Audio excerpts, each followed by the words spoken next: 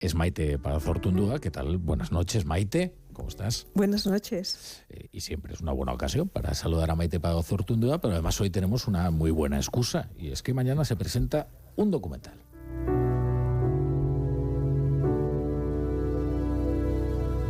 El Lagun representa un poco lo que ha habido de resistencia colectiva frente al intento de imposición de sus ideas y de su política por parte del mundo de ETA, ¿no? Un ataque a una librería es un ataque al pensamiento, un ataque que han ejercido los totalitarios siempre. Y es que no lo podías comentar, porque no se quería hablar de eso. Ese documental se titula Basta ya, Resistencia Democrática, conversaciones en la librería Lagun. Maite, ¿qué tal? Vamos a ver, vamos a empezar por el principio del todo. Aquí se han hecho muchas leyendas en torno a la resistencia cívica en el País Vasco. Al principio, 3 o 4, ¿no? O sea, es decir, no era muy numeroso. No era muy numeroso. Lo cierto es que sí que prácticamente desde los años 80 hubo pequeños grupos de pacifistas, con el silencio, sin el silencio, en fin, cosas muy meritorias, pero nunca fueron mayorías. Basta ya que llegó en algunos momentos a conseguir que la gente se quitara el miedo y salir a las calles puntualmente. Sin embargo, cuando no había una manifestación, una gran manifestación, éramos un puñado de gente, un puñado de ciudadanos que, no sé, por hartazgo, porque teníamos ya la decencia de querer ser ciudadanos libres, como si fuéramos daneses o suecos o austríacos, yo qué sé.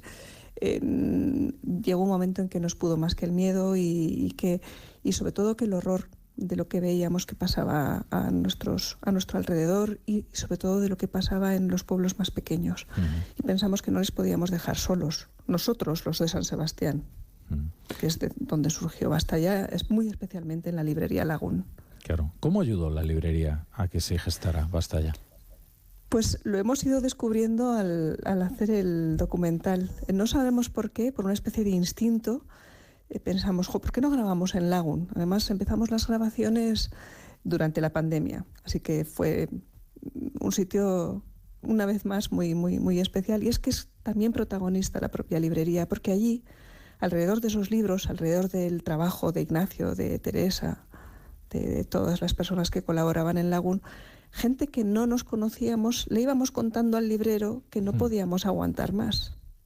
Y nos fuimos conociendo, unos y otros, y al final hicimos una especie de grupo que creo que, que hizo un trabajo muy digno y que a mí me parecía que había que recuperarlo. Y la propia librería es también protagonista y tiene que ver con no gritar, con utilizar la razón y la palabra para hacer frente al terrorismo por una parte, pero sobre todo para defender el Estado de Derecho, que es eso lo que hacíamos, defender el Estado de Derecho democrático, que requiere ciudadanos con todos sus derechos humanos y con libertad de conciencia. Y con ese instinto, porque no sabíamos muy bien lo que estábamos haciendo, pues nos pusimos en marcha. Y luego hay otra idea que es muy interesante, que es esta de la provocación, ¿no? ¿Cuántas veces cuando se han provocado boicots de actos políticos de determinadas formaciones? Por ejemplo, estoy recordando Ciudadanos en Rentería, ¿no? Que fue aquello violentísimo, ¿no? Y sin embargo los reproches se dirigen hacia esos que quieren ejercer su libertad porque los consideran que son unos provocadores. Dicen, ¿por qué va usted allí a provocar, no? Y Basta ya era en el fondo una enorme provocación, ¿no? Sí, llevábamos la falda demasiado corta por lo que se ve. Pero eso y un descaro, y hay que reconocerlo, éramos descarados, porque en un ambiente de una tensión moral tan grande, con un acoso tan fuerte, con tantos tabúes, si no hubiéramos tenido esa parte un poco descarada y un humor un poco negro para tirar adelante, no hubiéramos sido capaces de sobrevivir a la tensión por una parte y a esa mala mirada de los que no hacían nada, a los que en realidad estábamos haciendo de escudos humanos nosotros, que arrugaban la cara cuando nos veían como diciendo, fíjate qué cosas hacen, cómo se atreven. Sí, luego además eso tiene un efecto que en el fondo es de vergüenza, ¿no? Entre las personas que no se atreven, ¿no? Y que ven cómo quedan en evidencia, ¿no? Por esos gestos de enorme gallardía de otras personas que sí están cumpliendo con esa labor de resistencia cívica, ¿no? Y que dicen, ay, entonces, bueno, pues les parece. Sí, pero nosotros no nos sentíamos gallardos tampoco, ¿no? Si lo que hacíamos era una pura reacción democrática porque, bueno, pues a lo mejor habíamos leído libros o, en fin, pensábamos que había ejemplos. Nosotros, claro, nos pasábamos libros de Camus, como Havel y compañía, porque era lo que nos estaba dando ese pulso de decir, pues, ¿por qué no vamos a conseguir nosotros esto? ¿Por qué tenemos que aguantar esto en silencio? ¿Por qué vamos a permitir que haya viudas, que la gente se tenga que ir? Bueno, algunos de nosotros luego encima nos tocó muy, muy de cerca también, pero era un sentido de la democracia no puede ser esto y no podemos dejar que nos la depreden. Bueno, estamos en unos tiempos ahora mismo en España también de una democracia muy herida, de forma distinta. Pero en todo caso yo creo que nosotros lo que procuramos hacer fue provocar efectivamente, pero también con inteligencia. Y esto fue, pues, en una parte muy importante gracias al liderazgo de Fernando Savater. Y esto aparece en el documental. Él no lo sabe, que no lo ha visto.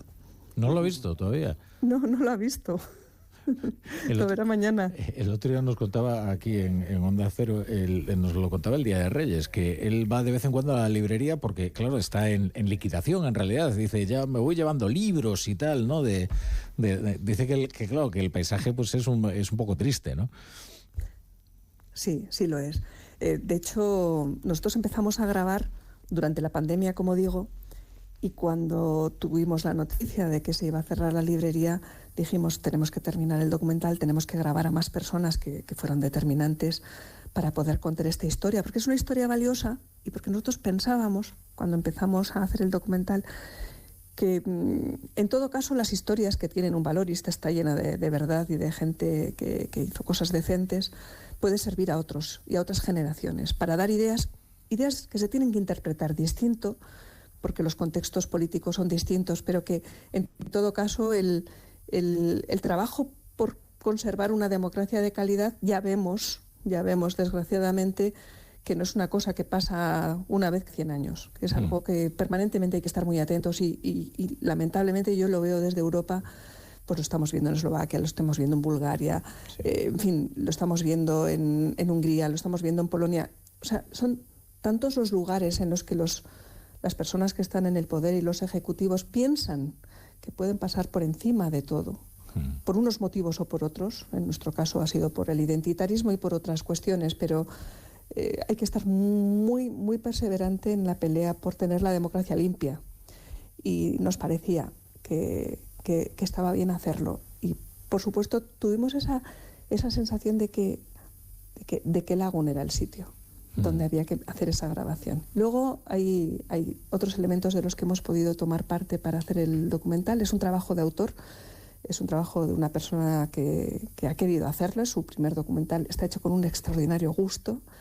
Y hemos tenido también la suerte de que un fotoperiodista que ha sido la mirada de la sociedad vasca, pero sobre todo de la sociedad guipuzcoana, que es el epicentro de donde estuvo todo ese perjuicio tremendo y todo ese daño tremendo, nos ha dejado su archivo. Él ahora pues prácticamente ya no hace de fotoperiodista, pero nos ha dejado ver su archivo de 20 años. Y ha sido muy, muy útil para darle mucho fondo, para darle poso también a un trabajo que es reposado, como digo, y además pues que quienes participan lo hacen 20 años después de los sucesos tan graves, tan tensos en los que tuvimos que participar. Sí, ETA fue el asesinato, el coche bomba, el tiro en la nuca, pero también fue el ambiente de delación, la atmósfera irrespirable de tantos pueblos y de tantas aldeas vascas. Es que a veces se olvida que ETA tenía unos fines, ¿no? Y se hace mucho énfasis en los medios sanguinarios, pero los fines eran igualmente terribles, porque además experimentó, digamos, lo que consideraban un paraíso, ¿no? En tantos y tantos lugares donde la vida era sencillamente invivible, ¿no?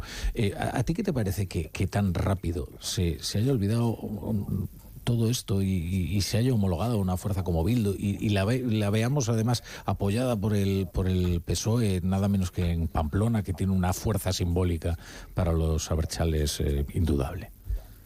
Hombre, no conseguimos limpiar suficientemente ni dar la suficiente importancia a la cuestión de las palabras y de los discursos. Y no estoy hablando de cuentos, estoy hablando de los discursos reales sobre lo que es la historia de una sociedad y los hechos tremendos que ha pasado muy recientemente. Había demasiados tabúes que no pudimos levantar. En los años 90 empezamos a escribir en la prensa regional vasca. Fue muy importante aquello. Los periodistas empezaron un poco antes de esto a llamar a las cosas por su nombre con una enorme valentía. Además, siempre han sido tremendamente discretos. Nunca han querido que se sepa. Gente como Gastaminza, como Barbería, como Chelo Aparicio, gente maravillosa, sin los cuales no se le habría podido dar la vuelta a una parte de lo que se le ha dado la vuelta en la sociedad vasca. Pero faltaba más. Basta ya hizo cosas, pero tampoco fuimos tan mayoritarios. Tuvimos momentos puntuales en que la gente pues sí reaccionó, pero el pensamiento hegemónico del País Vasco era de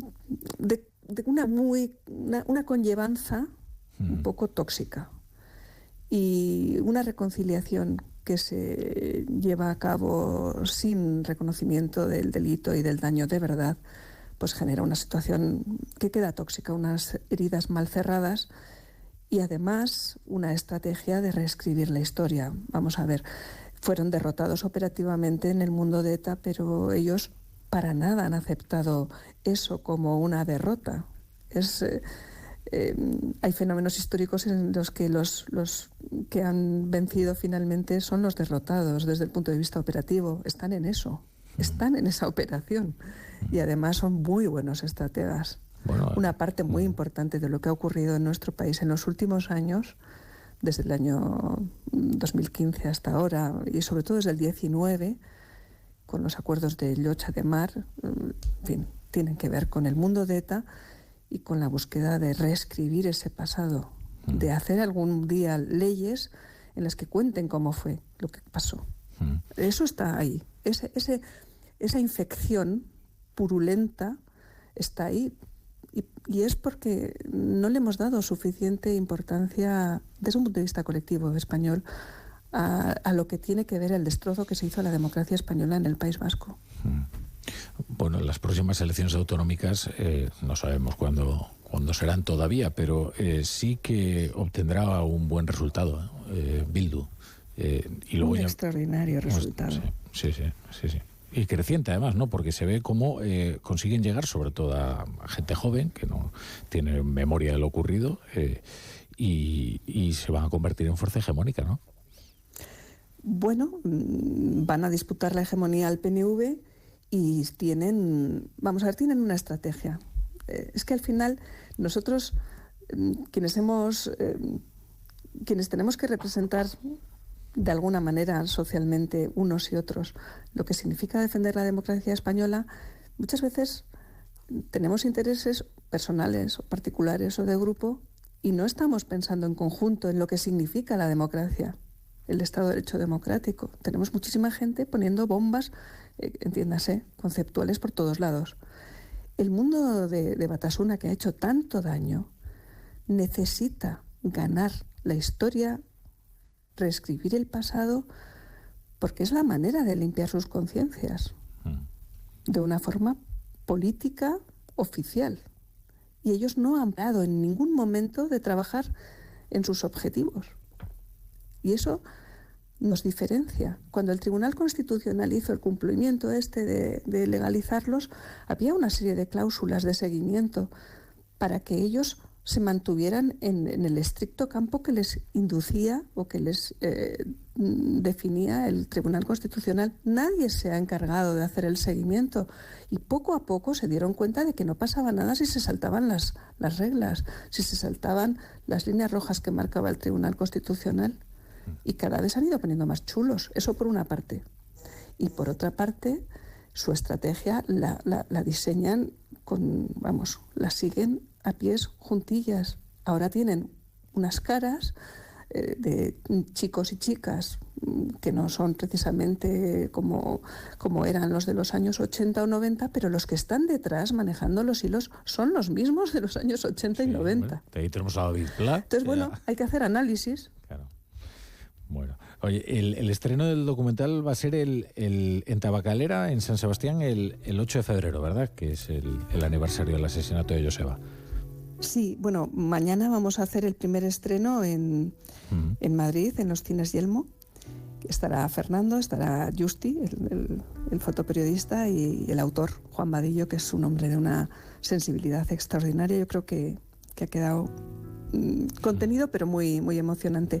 Y el día 8, con las canciones del Pirata acompañándonos, haremos un homenaje a Joseba, entre otros. Pues recordamos, basta ya, Resistencia Democrática, conversaciones en la librería Lagún. Maite Pagazortundúa, muchas gracias, como siempre, por estar aquí en La Brújula. Un gran abrazo, mil gracias. Un abrazo.